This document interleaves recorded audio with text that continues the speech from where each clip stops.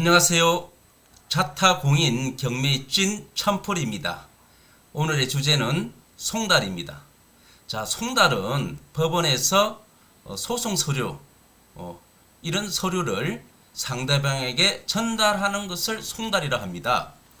보통 이런 송달이 상대방에게 전달되지 않을 경우에는 재판을 진행할 수가 없습니다. 변론기일도 잡을 수도 없고, 다시 말해서 송달이 상대방에게 전달되어야 됩니다. 그래야 상대방에도 방어권을 주는 겁니다. 자, 이런 송달이 굉장히 중요한 겁니다. 제 경매명도 특급 비밀 백문백답 62페이지 보시면은 이런 말이 있습니다. 인도 명령 송달이 되지 않아요. 어떻게 할까요? 이런 내용인데요. 자, 우리는 공매로 집을 샀을 때, 아니 공매로 낙찰받았을 때는 상대방이 이사를 가지 않을 경우에는 명도 소송을 합니다. 그런데 명도 소송할 때 그 소송 서류, 즉 송달을 받지 않으면은 재판의 날짜를 잡을 수도 없고 굉장히 오래 걸리지요. 자, 경매는 어떻습니까? 경매는 명도 소송은 안 하지만 법원에서 인도 명령 결정문을 상대방에게 송달하게 되어 있습니다. 자, 인도 명령 내용은요, 이런 내용입니다.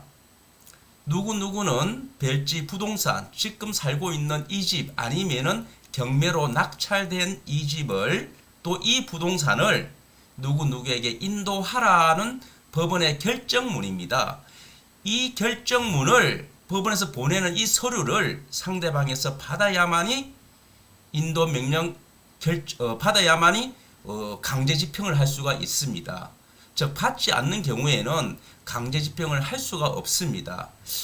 전에는 발송 송달, 즉 상대방이 받든 안 받든 받은 걸로 간주한다, 즉 송달 간주로 한다고 되었는데 지금에는 굉장히 송달이 엄격해져서 이런 발송 송달이라는 이 제도를 보기가 힘듭니다.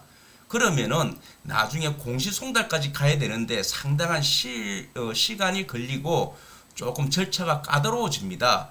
그래서 이 송달은 상대방에게 꼭 전달을 돼야 되는데, 보통은 우리가 경매계에서 일단은 인도명령 결정에 대해서 제가 이야기를 해보겠습니다. 인도명령 결정은 경매계에서 일단은 우체국으로 보냅니다.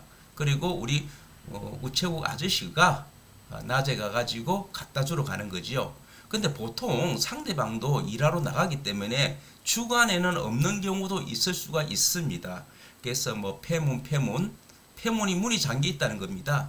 그래서 돌아오고 이러는 경우인데, 이러다 보니 우리 경매, 공매 낙찰자들은 상당히 송달이 안 돼 가지고 마음적으로 조금 초조하고, 그리고 송달이 되면 빨리 진행할 수 있는 거 아닙니까? 그러다 보니까 어떻게 하지 자꾸 이렇게 고민도 많이 하는 경우도 있습니다. 자, 첨풀TV가 함께하는 우리 회원님들은 딱 한 가지만 기억하십시오. 이 책 62페이지 보면은 채권자의 적극적인 자세라고 되어 있습니다. 물론 송달은 상대방이 받으면 되지만, 자, 어떤 경우에는 고의적으로 안 받을 수도 있을 수도 있습니다. 꼭 고의적으로 안 받는 게 아니라 그럴 수도 있는 경우도 있을 수 있습니다. 그래서 우체국 송달이 안 될 경우에 여러분들은 바로 송달이 안 됐다는 경우를 들었는 경우, 즉 경매에서 전화를 해가지고 송달이 안 됐습니까? 송달이 안 됐다 하면은 여러분들은 보통 특별 송달을 신청하는 경우가 있습니다.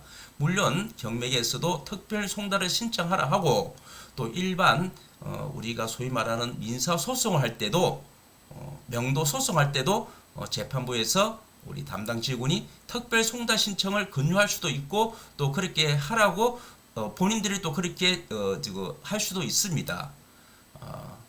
자, 문제는 특별 송달은 법원 집행관실에서 주간, 야간, 휴일에 나가는 건데요. 야간에 가도 사람이 늦게 들어와가지고 없을 수도 있습니다.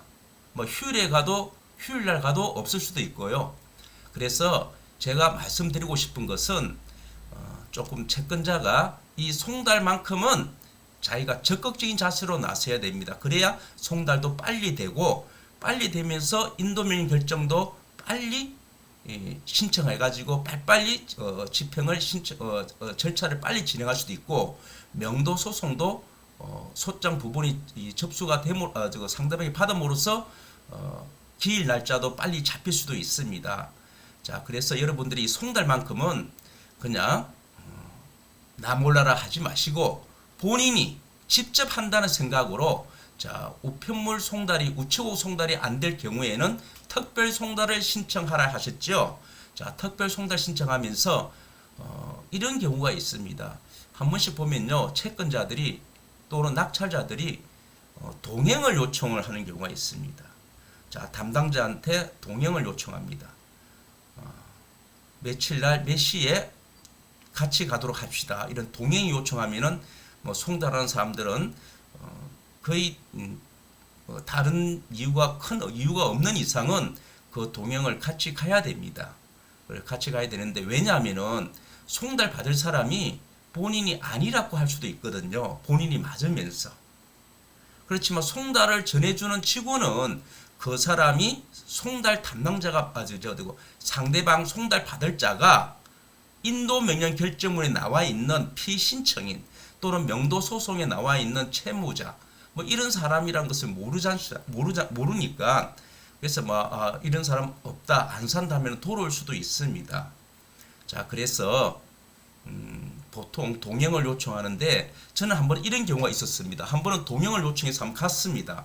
근데 이분이 동행 시간은 아침 7시였습니다. 왜냐하니까 본인이 가보니까 7시쯤 돼가지고 그분이 출근하더라. 그래서 평상시 가보니까 맨날 저도 평상시 가봤습니다. 야간에 보니까 불은 켜지가 있는데 문은 두드려도 문을 놓고 하고 차인배를 눌려도 응답이 없어요. 그래서 저도 폐문하고 돌아왔는데 나중에는 당사자가 두 번째 나갈 때는 같이 나가자 하더라고요. 보통 특별 송달은 한번 3번 나갑니다. 3번 나가는데 두 번째는 동행 요청을 하더라고요. 그래서 그분이 원하는 시간 7시에 같이 갔는데 문을 가보니까 문이 잠겨 있고 노크를 했는데 아무 연락이 없었어요. 그래서 제가 당사자하고 같이 그냥 나왔습니다. 나왔는데 계단 앞에 있으니까 그 아파트 그 1층 계단 앞에 있으니까 그분이 저는 몰랐는데 우리 당사자가 저분이라고 이야기해서 제가 송달을 드린 적이 있습니다. 누구 아무개 씨 맞지요 하니까 머뭇거리는 거예요. 근데 옆에 있는 우리 당사자가 저분이 맞다. 이렇게 하니까 제가 송달을 준 적이 있습니다. 그래서 송달이 빨리 진행되었고요. 또 한 번은 제가 갔는데 또 문이 잠겨 있어가지고 송달이 안 됐어요.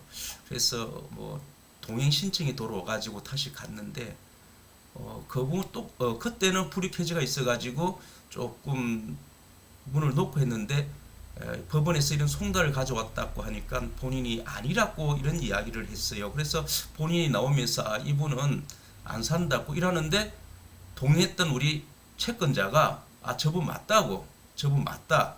그래서 제가 본인이 다시 확인을 하자고 하니까 머뭇머뭇거리는 거 보고 본인이 맞는 걸로 확인하고 그리고 또 채권자가 맞다고 하니까 그렇게 내용을 적어서 이렇게 송달을 또 한 적도 있습니다. 또 어떤 경우에는 송달하러 갔는데 본인은 맞는데 자기는 이거를 안 받고 싶다 그냥 돌아가라 이렇게 말하는 분도 계십니다. 근데 저는 그런 걸 들었을 때는 좀 황당한 기분이 들겠지만 담당자로서 그렇지만 이런 일이 가끔 있어요. 비일비재하니까 굳이 제가 하도 안 내고 선생님이 이 우편물을 받지 않으면은 그만큼 손해가 되고 오직 했으면 특별 송달로서 제가 야간에 왔다 하면서 신분증도 보여주면서 이래서 송달을 하게 됐는데 그래도 본인이 안 받는다고 문을 닫고 들어가라는 것을 제가 왼쪽 발로 순간적으로 한 30cm 정도 발을 탁 내밀었더만은 문에서 탁 걸리지 않습니까? 걸리니까 그분이 당황해가지고 당신 지금 뭐 하는 짓이야? 이렇게 해서 제 이야기가 아직 안 끝났습니다. 선생님 저는 이렇게 송달을 하러 왔으니까 본인이 안 받는다 해서 제가 돌아갈 수는 없다. 그래서 선생님이 받든 안 받든 저는 이 자리에 놔주고 가겠습니다. 이것이 유치 송달입니다.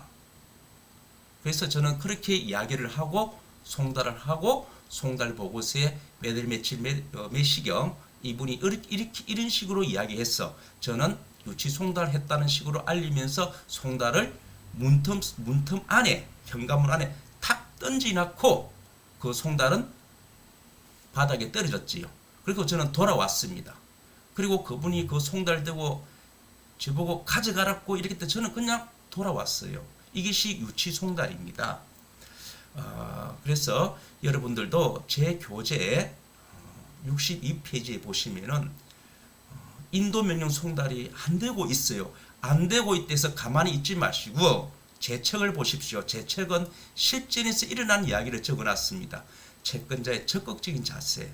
그래서 특별 송달을 신청하면서 동행을 신청해가지고 같이 가가지고 이 사람이다고 알려주면서 송달도 본인이 안 받으면 유치 송달을 하게끔 이런 것도 여러분의 적극적인 자세입니다. 지금은 시대가 흘러가지고 채무자의 방어권을 굉장히 소중하게 생각합니다.